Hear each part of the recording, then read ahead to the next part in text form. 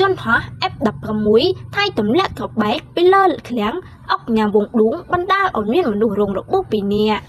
ករណីកងទ័ពយោធាថៃបន្តឈ្លានពានមកលើដែនដីអធិបតេយ្យកម្ពុជា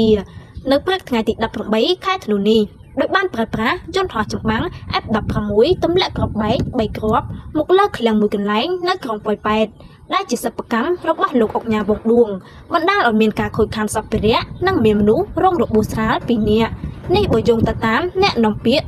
រងក្រសួងមហាផ្ទៃលោកទូចសុខៈអ្នកនាំពាក្យរងក្រសួងមហាផ្ទៃបានឲ្យដឹងរសៀលថ្ងៃប្រហ័សនេះថានាព្រឹកថ្ងៃទី18ខែធ្នូឆ្នាំ2025យន្តហោះ F-16 របស់ថៃបានទម្លាក់គ្រាប់ចំនួន3គ្រាប់ចូលមកតំបន់ទីប្រជុំជនស៊ីវិលរបស់កម្ពុជាភូមិផ្សារកណ្ដាលសង្កាត់ផ្សារកណ្ដាលក្រុងប៉ោយប៉ែតខេត្តបន្ទាយមានជ័យបណ្ដាលឲ្យខូចខាតអគារមួយខ្នងដំបូលឃ្លាំងអុកញ៉ាវងឌួងផ្នែកខាងត្បូងសម្ភារៈមួយចំនួនទៀតនិងមានអ្នករងរបួសស្រាល2នាក់គិតមកដល់ថ្ងៃទី18ខែធ្នូឆ្នាំ2025ដែលជាថ្ងៃទី12ភាគីថៃនៅតែបន្តរំលោភបំពានលោកបាត់ជុបាញ់